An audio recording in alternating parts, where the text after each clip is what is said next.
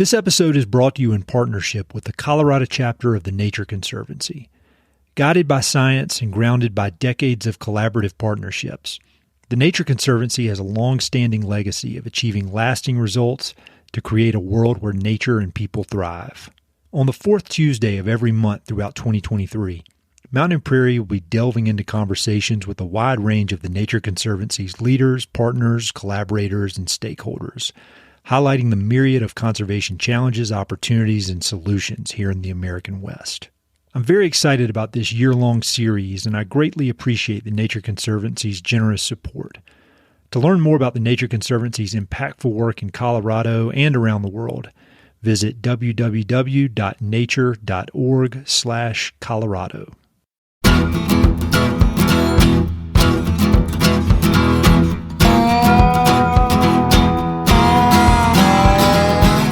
This is the Mountain and Prairie Podcast. I'm Ed Robertson. My guest today is Lorelei Cloud.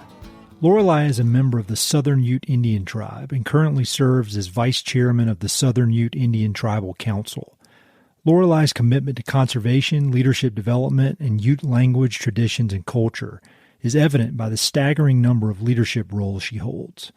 She's co-chairman of the Indigenous Women's Leadership Network, a board trustee for the Nature Conservancy, and serves on the Colorado River Basin's Water and Tribes Initiative.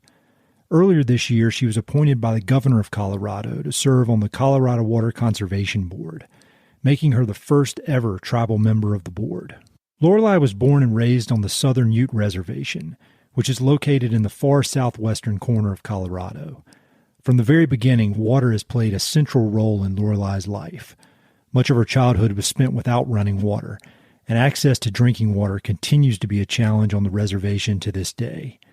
Much of Lorelei's early career was spent working in various businesses, including banking and energy, all while being a mother and raising 4 children.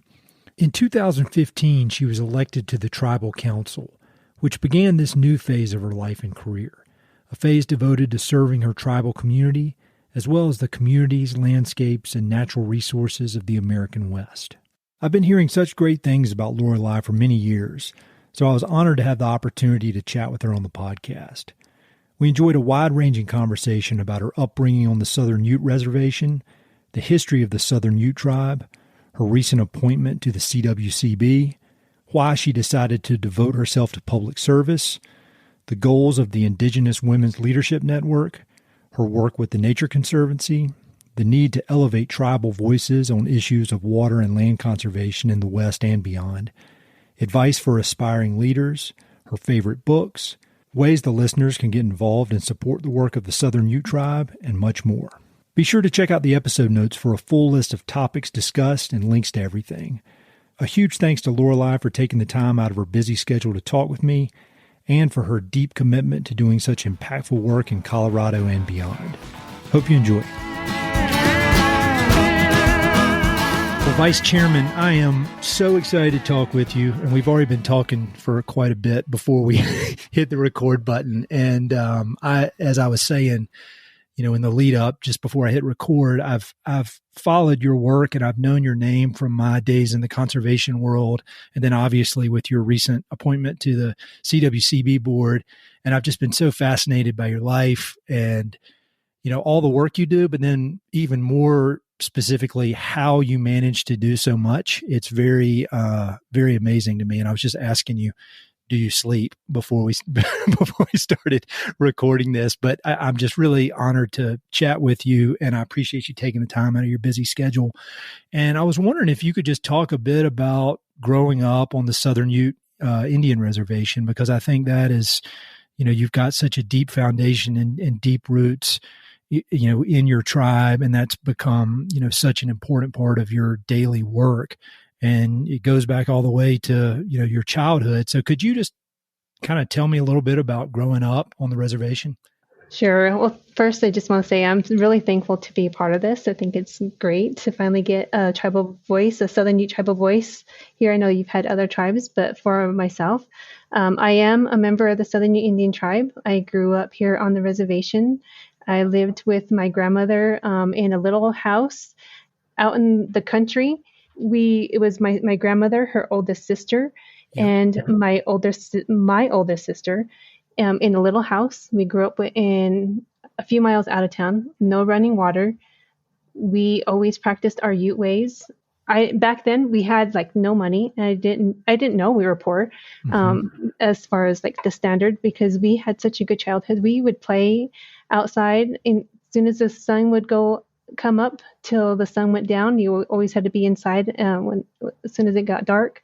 Always practiced our Ute ways. To me, I had the best childhood.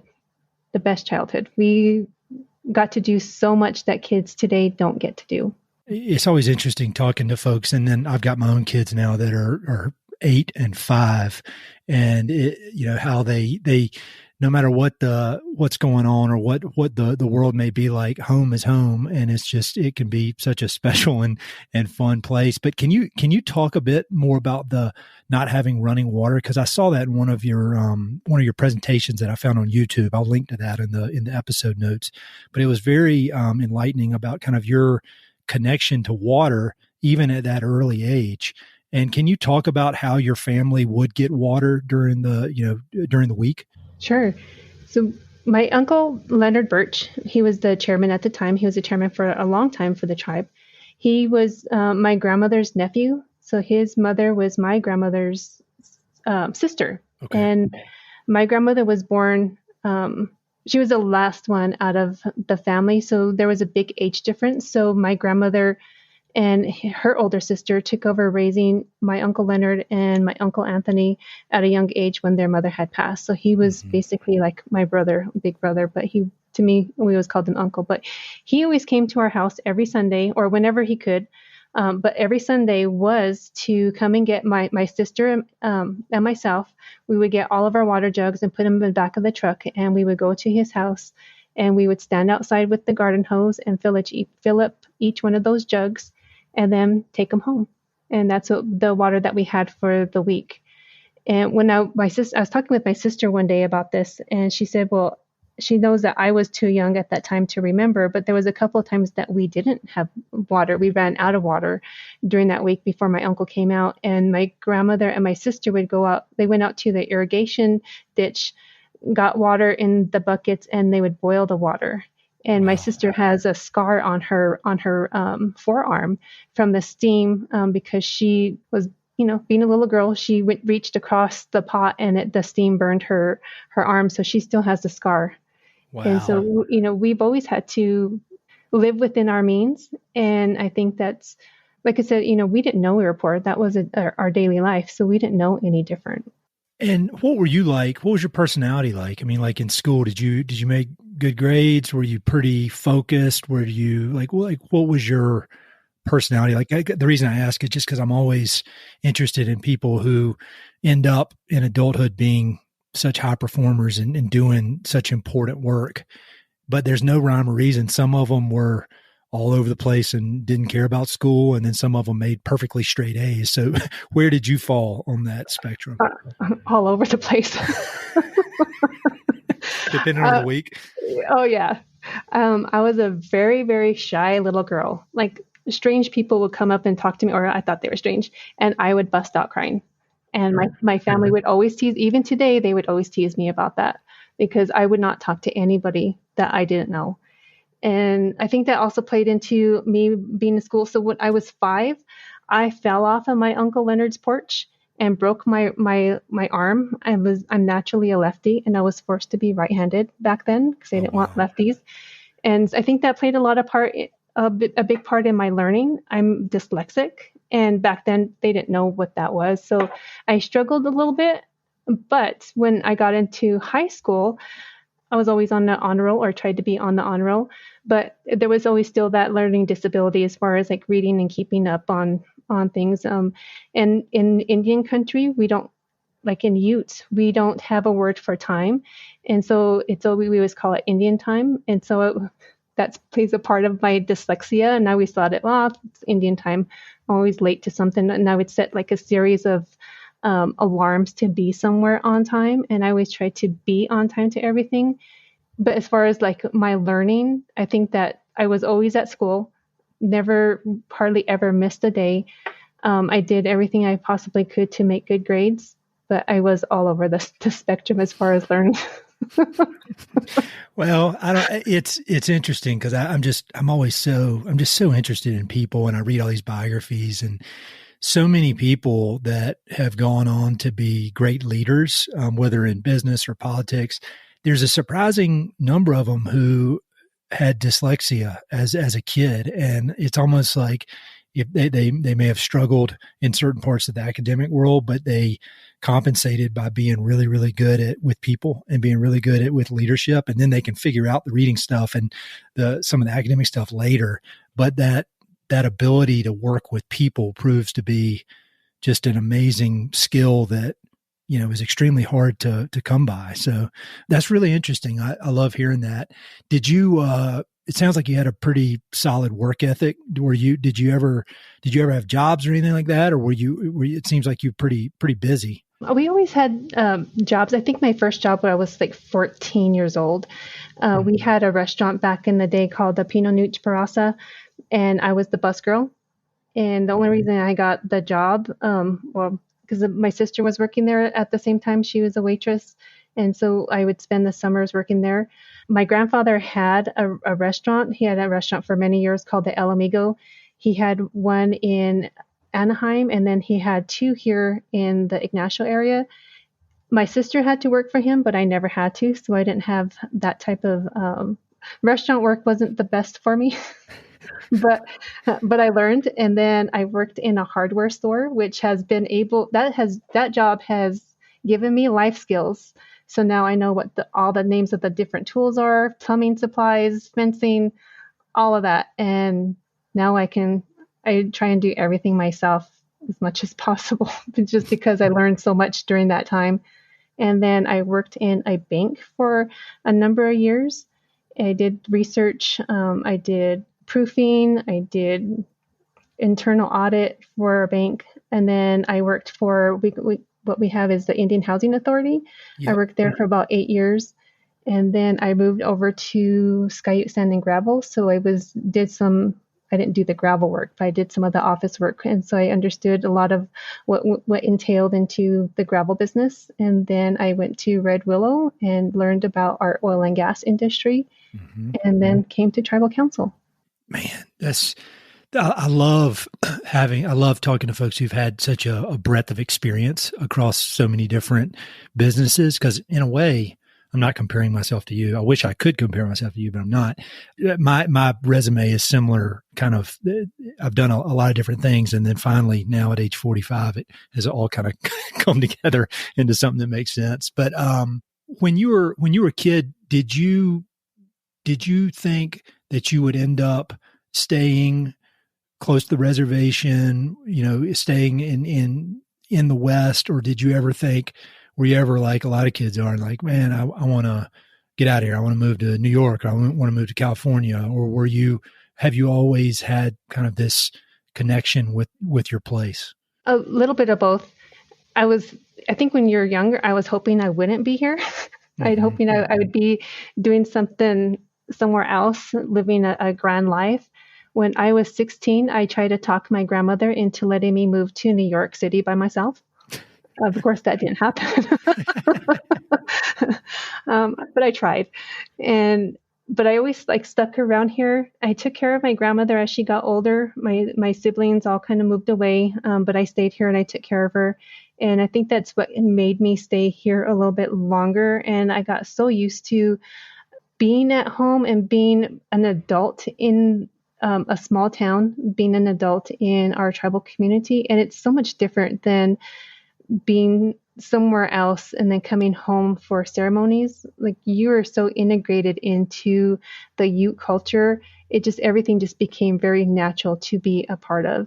And so I'm glad I get to be the good auntie for my nieces and my nephews, and be a mom to my children, and continue that Ute heritage to them, because I think it's important for my Ute culture to continue to thrive once I'm no longer able to do it, or I'm no longer here. I need to be able to feel confident that they're going to continue the practices. With such a rich history, and I barely even scratched the surface, but it was the in my preparation for this, it was the kind of thing where I got a little bit, reading about the Utes, it made me want to read like 5 or 10 more books about it because there's so much there. So before we go any further, could you just give folks kind of a brief history lesson on the Utes, kind of what part of North America was, mainly their homeland, and then just kind of just a brief overview of the tribe, because I think anybody who lives in the West has heard Ute, but they may not know specifically the history. And so we could talk for 10 hours about this, but can you just kind of provide some context for folks? Sure. As Ute people, we believe our creation story starts here in the Rocky Mountains. We don't have a migration story. I know other tribes do, but we don't. We've always been here in the Rocky Mountains. We are the oldest continuous inhabitants of what is now known as the state of Colorado. We also occupied a large portion of Utah, the northern portions of Arizona and New Mexico. We have several bands of Utes. The Uncompahgre, Uinta, and White River make up the Ute Indian tribe. The Weemanooch makes up the Ute Mountain Ute tribe, and the Mowach and Kapota bands of Utes make up the Southern Ute tribe. And once Europeans start moving west, our homeland started to dwindle, and we were placed on reservations. So we started out with about 56 million acres on our first reservation that was created in 1868. And then in 1873, we had to concede part of our reservation because gold and silver was found. And then we end up conceding a larger portion of our reservation.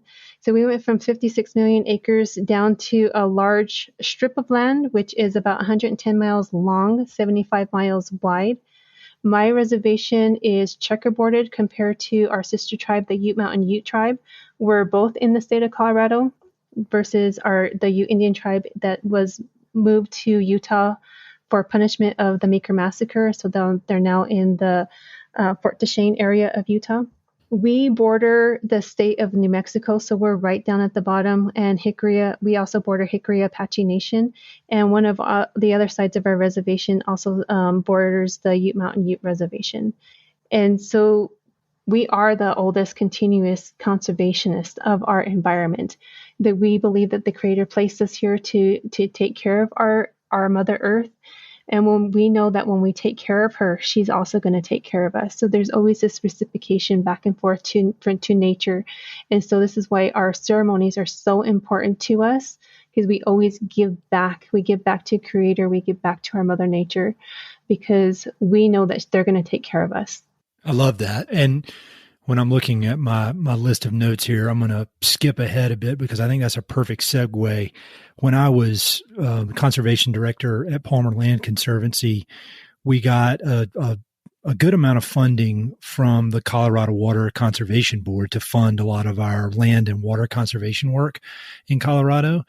And it's interesting because I completely agree with what you said, that the Native communities and the Indigenous communities are the original conservationists, yet there was never any Indigenous representation within the CWCB, which is such a huge and a wonderful and a great funder of all things conservation and allows some of the most cutting edge conservation in the country to take place. But they didn't have Indigenous voices, and now they do. And that voice is you, which is so awesome.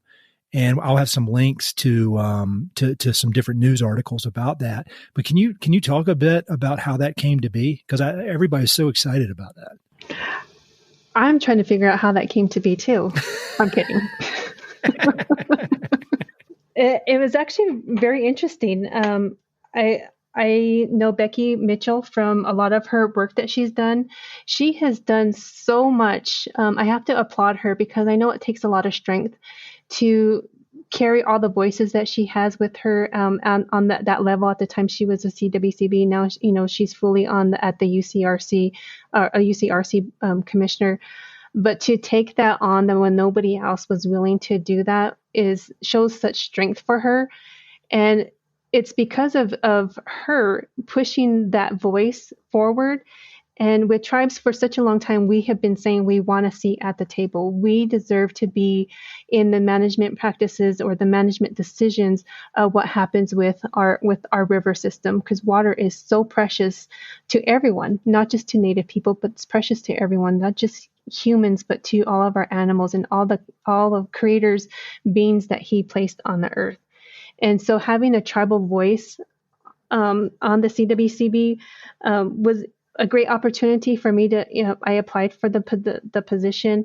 I really wasn't expecting to be appointed. As long as I tried, I think, to me that was good enough. We'll try again later. And then when I was told that I was being appointed, I honestly didn't know how to feel. I was shocked, numb, happy, all together at one time. But I also know that it's going to take a lot of work for me to be the voice for everyone in my basin. Mm-hmm. And I really want other tribal members, tribal people to start taking on these roles, because it's so important to have a Native perspective when we're talking about nature and conservation, because I think we bring a different view, a different voice, different perspective to the management practices because we're all in this together. And so we might as well be working together instead of against each other. We all need to be winners, and that's the only way we're going to be a winner. I completely agree with all that. And I just feel like the perspective that you'll bring is one that's long overdue, but just has truly millennia of wisdom, that everybody is going to benefit from. To tell you the truth, I mean, just to be completely honest, I was shocked when I read that there had never been Indigenous representation before. I couldn't believe it. And so I expect that your leadership will be the first of many, many, many Indigenous voices on that board. What can you just give people who aren't familiar with the Colorado Water Conservation Board, CWCB, an idea of what kind of things you'll be doing and what kind of work they do? Because I feel like it's a very innovative group, and every interaction I've had with them, I've just been so impressed and also so thankful that they were able to provide funding for a lot of the work that I was doing. Can you just talk a bit about kind of what the group organization does and what you hope to bring to it, or any specific things that you're really excited about working on? Sure. So a lot of conservation board's mission is to conserve, develop, protect, and manage Colorado's water for the present and for future generations. And to me, this really aligns with the Ute perspective, because we're always looking for making sure that our future generations are always in our decision making. And so I think that it helps bringing that Native perspective into the future generations and making sure that they have a future is important. But I represent the San Miguel, Dolores, and San Juan River basins. This work is so fantastic. I've only had 2 meetings so far and 1 roundtable. I think my second roundtable meeting is going to be next week. But what this group does is they have a representative from each one of the water basins. They come together. We discuss all the issues that are currently going on. Each director gives an update of what is going on in their respective areas. We have some really great stuff going on around the state, and I really hope that people are paying attention, because there's some really good stuff. I was surprised because I didn't know about all of the different areas of what was going on until my very first meeting.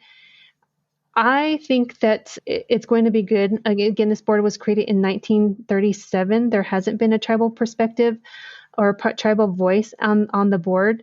And so I think my voice and my view is going to be important as far as is shaping some of our conversations. But I'm hoping that the information I bring back is going to be even more important, because like I said earlier, we're all in this together.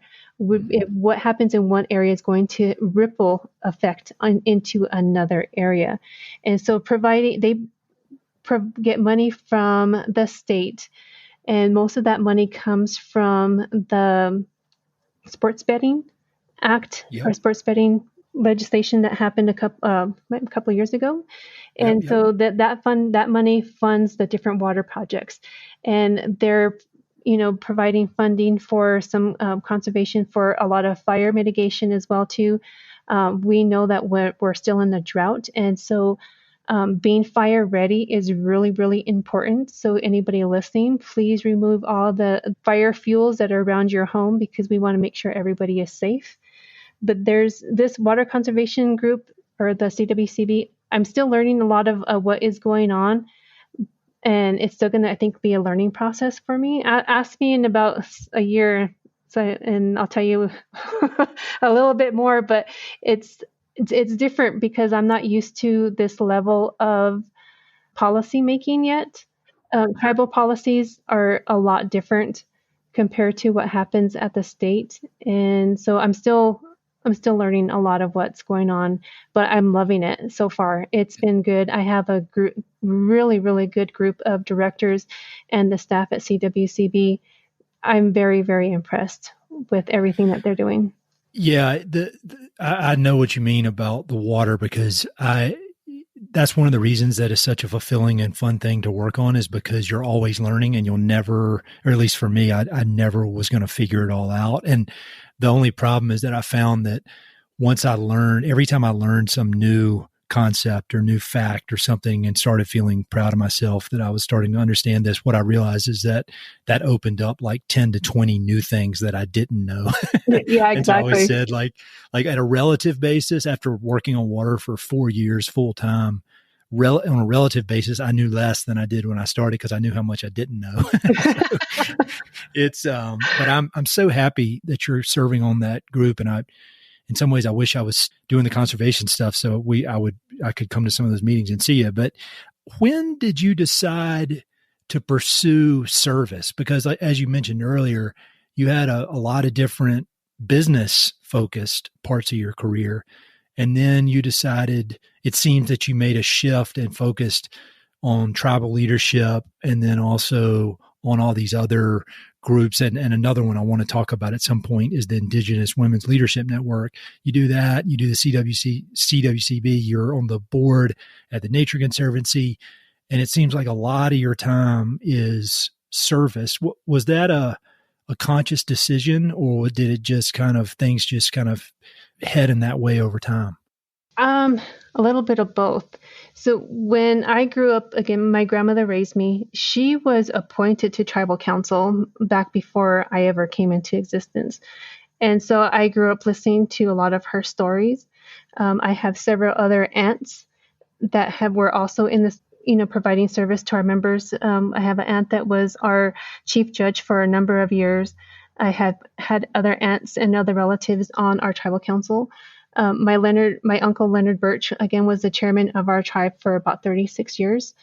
And so I seen a lot of our family members doing this. So it was more natural for me. But I was in one of my jobs, I was having a lot of problems, and staff was also having a lot of problems. And we always just felt like we didn't have any advocacy, or the advocacy that we had could only go so far. And I did make a conscious decision that I was going to be part of the solution and not part of the problem. And so I decided to run for tribal council. And I did everything possible, because I was scared to death. I did everything possible in my own mind to talk myself out of it. I did. I even said, if there's not a parking spot in the front, that just means the creator said, you're not going to do this. Well, I get here and there's not a single car in the parking lot. Well, that's the creator telling you need to get in there and take charge. He put me on the path for sure. But so it's always just been a part of who I am. It took me a little bit to get out of being the shy girl and actually speaking to people. And I had to force myself to take that on. And in one of my jobs, my supervisor would tell me, stop volunteering for everything. Let somebody else volunteer. And so I would step back and let someone else say, that they'll do something, and nobody would. So I would always end up doing it. And I think that just kind of pushed me to keep doing more. And you brought up the Indigenous Women's Leadership Network. I'm also, board trustee for the Nature Conservancy, and I'm also on the leadership team of the Water and Tribes Initiative.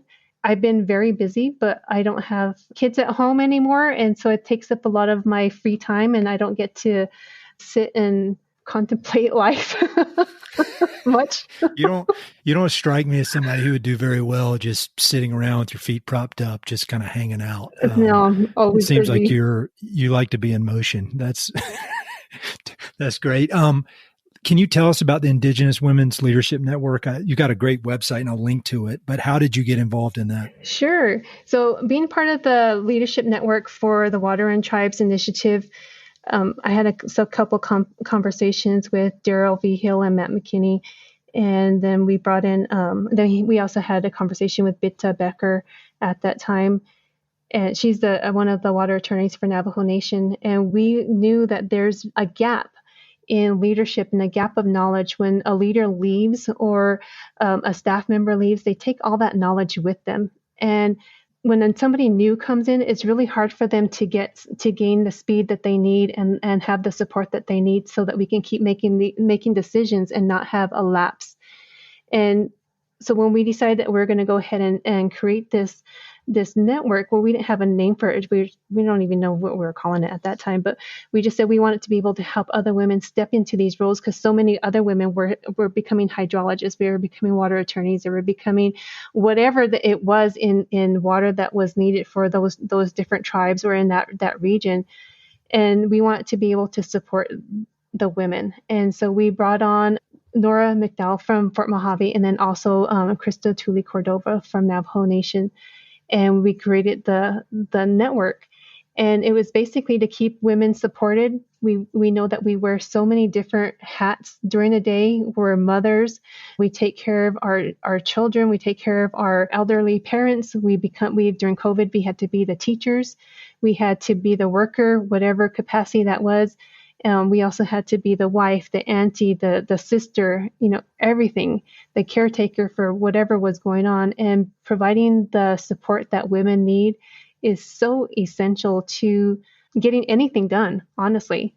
You can't get anything done without a woman being there and providing the work that, whatever it may be. They're reading documents, they're setting up meetings, they're doing everything for the different organizations that they live in. They're so essential. All the workers are essential, but when women become inundated and don't have the support they need, it becomes very heavy on their mind and then on their body, their health.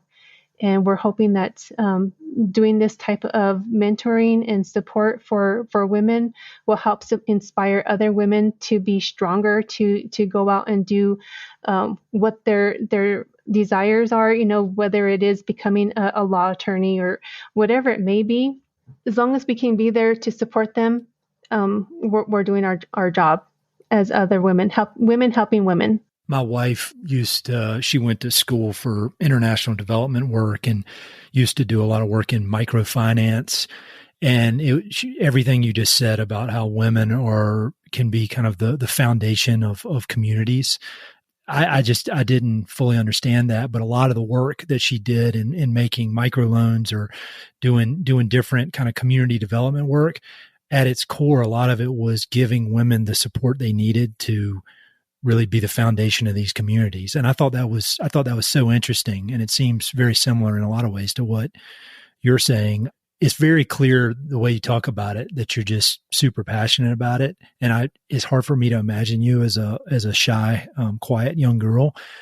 What's your advice? I'm sure you get the question a lot from young leaders or young wannabe leaders, whether that's men or women, who are maybe early in their career, but want to follow a path of service, would like to be leaders.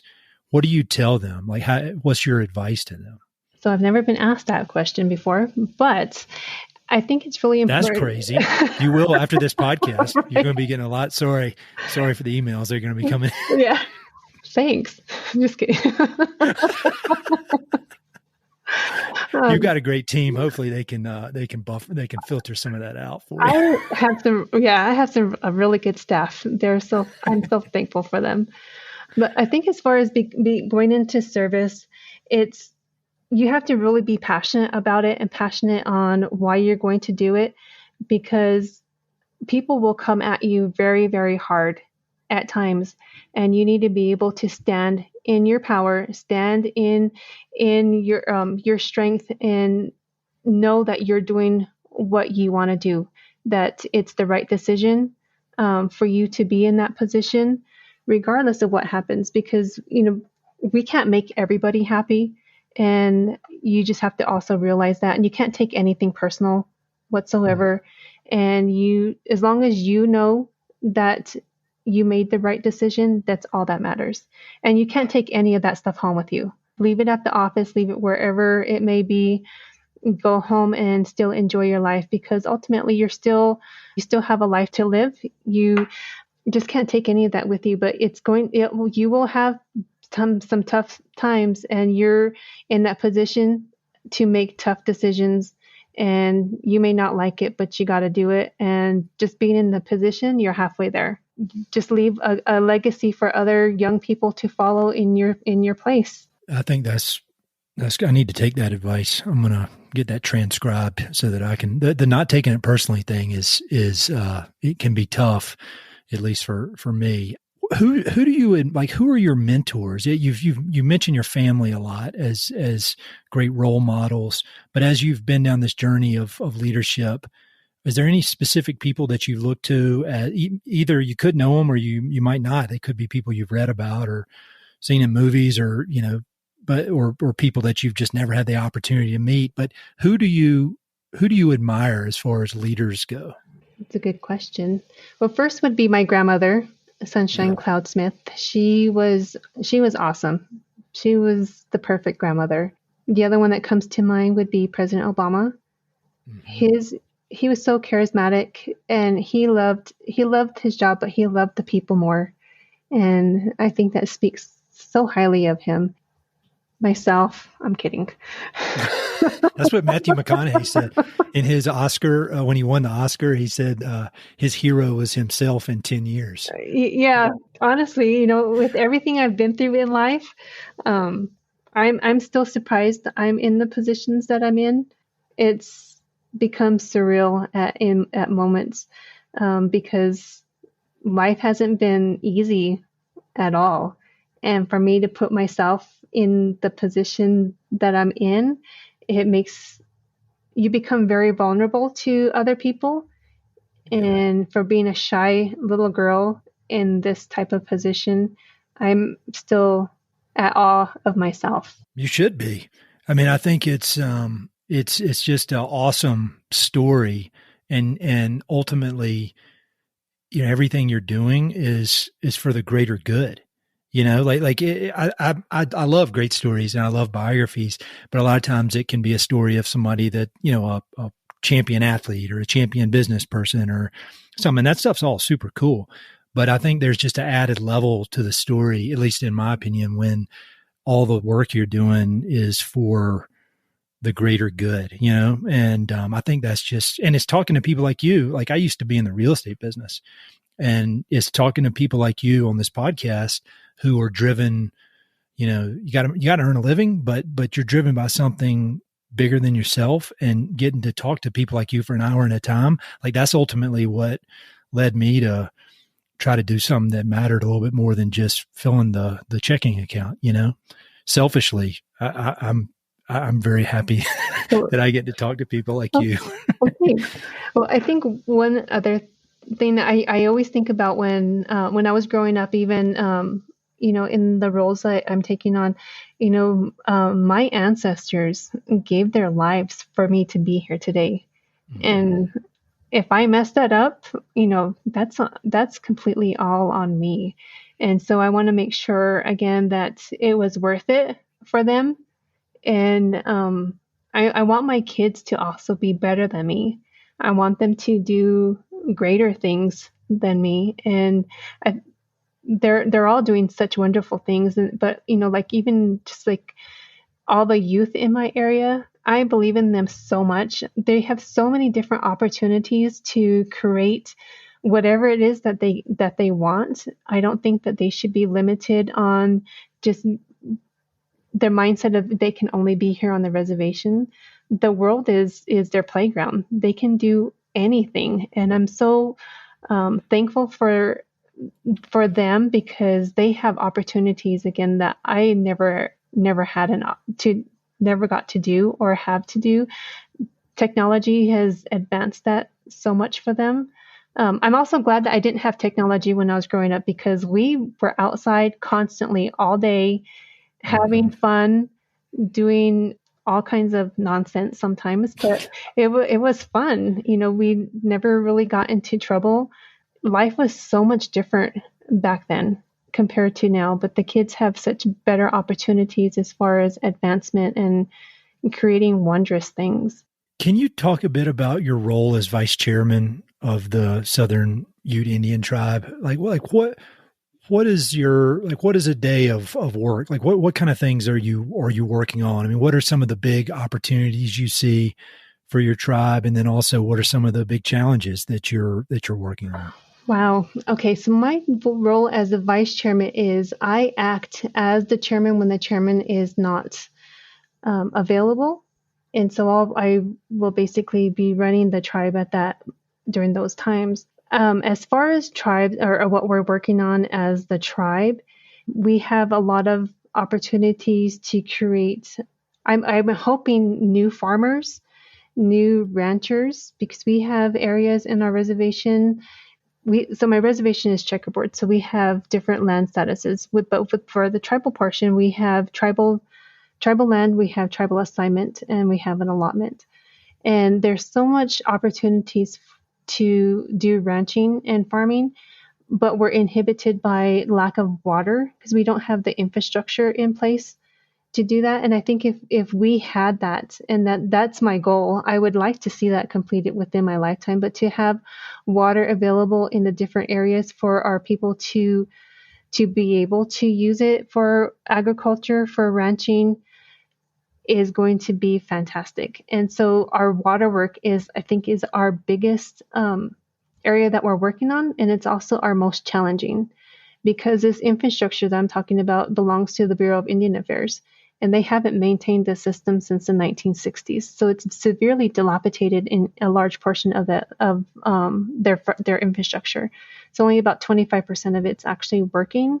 But if we can get the rest of it working, we would be putting our water to use. And again, creating more farmers, more ranchers, actually using the water on the ground and providing opportunities for livelihood. That's really interesting. And it's wild to think about it. In that video that I watched of you giving a presentation, you talked in depth about the checkerboard nature of the reservation. And I thought that was really interesting. And again, it's one of those things that I didn't know much about, but I'll link to that presentation so that folks can dig into that if they want. How did you get involved with the Nature Conservancy? That's a good question. I am good friends with Celine Hawkins. We've become friends. And when you're in working in water, you start knowing the same people. Everywhere you go, it's always the same people. And I really got to know Celine Hawkins. She's another fantastic woman in the water industry. But we had a conversation and she introduced me to Carlos at the Nature Conservancy. I talked with him and then I had a series of interviews with the different board trustees. And then they voted me in as a trustee. Again, I was very surprised. I'm happy that I'm part of the Nature Conservancy. I love it. It's like one of the funnest groups that I get to be a part of because everything else, we're really serious in all the other conversations, but this one we're serious, but we get to have a lot of fun and we see finished products within a short amount of time. So I'm very thankful for that. But that's how it all started, is just conversations. You get to know somebody, and then next thing you know, you're doing something, hopefully something grand. Oh yeah, yeah. You're in with so many very really impactful organizations between the CWCB and Nature Conservancy. I would imagine, just given how many different things you do on top of just life. Before we started recording, you were telling me that you can get up super early and exercise, and I mean you've got a super full schedule. How do you go about evaluating different opportunities that come your way? Because time is everything, and you've got a tight schedule. Like, what was it about TNC that you thought, yeah, I can devote my very valuable time to this organization? I mean, was there something that stuck out, a particular project, or just the general good reputation, or what was it? I guess I should take a step back as well too. So when I interviewed with the Nature Conservancy, I wasn't working at that time. When I was on tribal council in my second term, I gave up that last year of my term and ran for the chairman of the tribe. Well, I won in the first go around, and then so I got put into a runoff against the current Chairman Melvin Baker, and I lost to him by 14 points for 14 votes. And so I wasn't working for a year, and so I needed something to do. And this kept me being part of the TNC or interviewing for it. It kept me busy, but it also kept me connected to nature. And as far as water work goes, it was just really when you have that connection with nature and something happens and you're no longer in some of those roles, it really pulls at you. You want to keep that connection going. And this provided that opportunity for me. I love the Nature Conservancy. Again, it's been the best, one of my favorite organizations to be a part of, just because I know that I get to go out and do the field trips, but we see everything happening. It's a fun group to be a part of. We are so involved with a lot of different portions of conservancy. If anybody has a chance, talk to anybody that's in the Nature Conservancy, and you will see why it's such a fantastic organization to be a part of.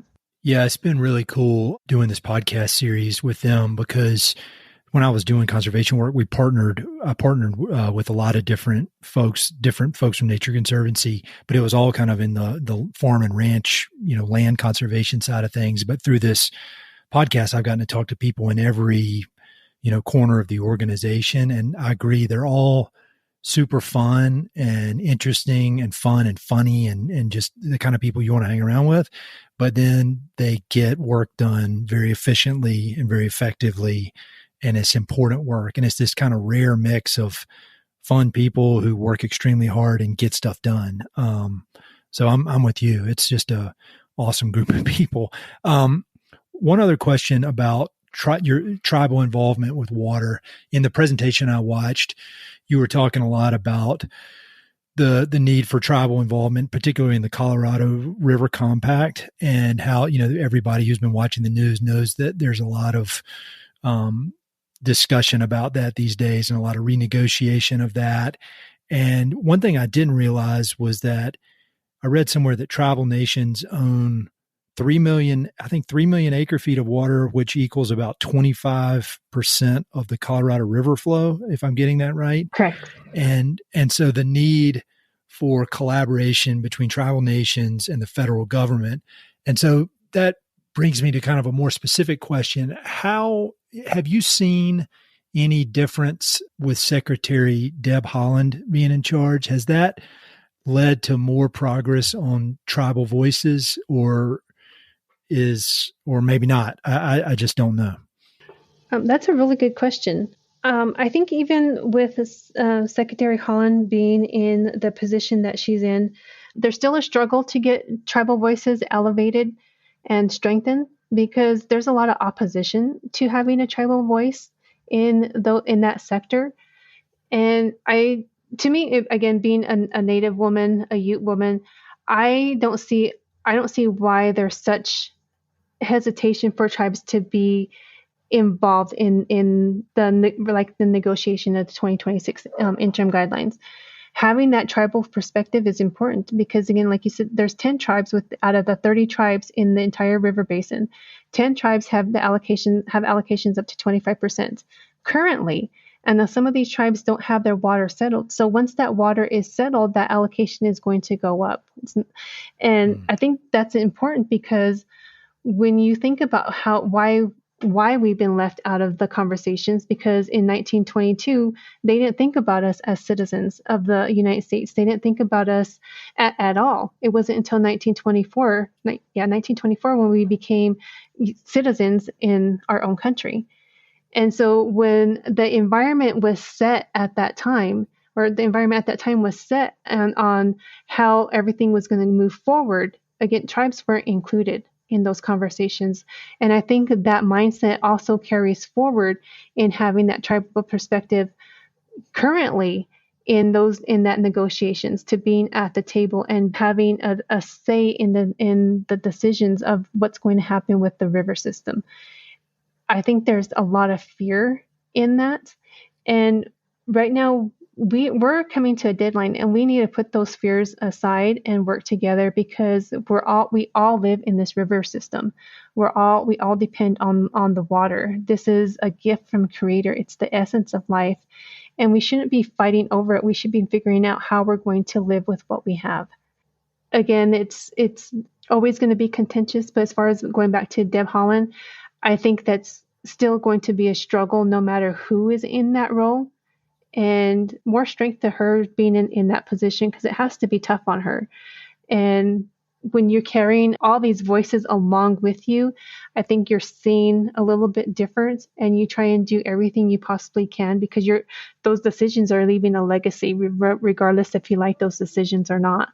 And it's going to be interesting how things play out after 2026, as far as what's happening on the Secretary of Interior level and how it affects everybody within the basin. Yeah, and for people who want to hear more about Colorado River specifically, one of these TNC episodes that I did was with Taylor Hawes, who runs the Colorado River program for TNC, and we talk in depth about all that. So I'll put a link to that in the notes. I love hearing about books and just different resources, things that I can go and dive into myself so that I can try to learn from people like you. Are there any particular books that come to mind as being impactful or kind of formative in your life, things that you would recommend to others? Actually, yes. So in my spare time, I am a online college student with the University of Denver. And one of my favorite books... What are you studying? What are you studying? I am studying leadership and organizational studies. That's perfect. You should be teaching it. You should be teaching it. Right up my alley. But one of my favorite books, and I always refer back to this book, is The Fifth Discipline, The Art and Practice of Learning, The Learning Organization by Peter N. Senge, Senge. But this has happened. I don't know why this is my favorite book. It sounds like I'm a complete nerd, but I always refer back to this book, and when I get a chance, I always try to quote him in my different documents that I create. I think this book just brings a lot of levity to some of the dysfunction that sometimes that we go through, not just in organizations, but even in friendships and partnerships and whatever it may be. So I love that book. But I also am currently reading another book called White Horse by Erica T. Worth. It's actually set in the Denver area. The White Horse was a native bar, and it's about a woman that's trying to reconcile with and dealing with the disappearance of her mother and seeing her mother's ghost. And I'm still reading this book. It's been pretty interesting. I really like this book. But any native artists or any native authors, I suggest read. And Scott Namadé, he's one of the, I think, well-known authors. But yeah, those are probably the two. One that I'm currently reading, and one that's like a academic favorite. Those are great. Yeah. I'll have links to those, and I have not read either. So those are the best recommendations for me, because I'm always looking for good books. Kind of a random question, but we're all just overwhelmed with information and causes, things that require attention. I think of like the internet as a Niagara Falls of information just blasting in our heads. And it's interesting because sometimes things that maybe are not so important get a lot of press. And then I think issues that are of great importance maybe don't rise to the level where people pay attention. And so the people that listen to this podcast, every person that I've ever met or talked to, they're surprisingly smart. They're a lot smarter than me, which still perplexes me as to why they want to listen to me talk. But they're interested in, they're purpose driven. They're interested in trying to help. They're interested in learning. Where would you direct people like that, people like me who want to support your work, whether that's in conservation, whether that's in water, whether that's in your tribal leadership, learn more and support the work you're doing? Where would you direct those people? I want to just come visit. Oh, come the reservation. visit. For sure. Come visit the reservation. You're more than welcome. So my tribe has a website, Indian Tribe. We do have a website, so you can look that up at any time. We also, Tribal Council, Southern Ute Tribal Council has a social media platform. We have Twitter, we have Instagram, and we have a Facebook page. And so we're always putting out information on any one of these platforms. So it's really easy to find out what we're doing and how to contact any one of us. I think of course, I have my own Instagram page, Lorelei Cloud. I always try and put some informative information out there as well, too. And let me see what else. It's a good question. I'm not used to promoting myself very often. That's what I do that. I have nominated myself to be your pro bono publicist. So whatever you need promoted, you tell me. All right. Last question for you, and thank you again for being so generous with your time. Do you have any kind of parting words of wisdom for the folks that listen? I already kind of described the typical Mountain and Prairie listener, but any kind of last thoughts or anything you'd like to leave us with? Sure. I have many, I think. I'm trying to keep it short. I think if you're interested in learning about Native America, it's really important to understand that each tribe is going to be different, regardless of, say, like with us, we have 3 Ute tribes. So each one of us is going to be a little bit different just because of their first geography and then the history that goes along with how the reservation was created. So just be mindful of that. But also, it's good to do that. It's also good if you're going to contact the tribe to also be mindful of the different practices that each tribe has. I would also say that learn as much as you possibly can, particularly with water and what's going on, because it's going to affect all of us, regardless if we're informed or not, or if we're in the water world or not. It will affect us in one way or another. So get educated on anything. Honestly, what's going on in the Colorado River Basin. I think another good point would be to make to love each other, be kind to each other. There's so many things that are going on in this world that we have to be mindful of each other and to care for each other, because we're all human beings. We're all made by Creator. Creator doesn't make mistakes. He's made each and every one of us, and we need to always remember that when we're interacting with each other.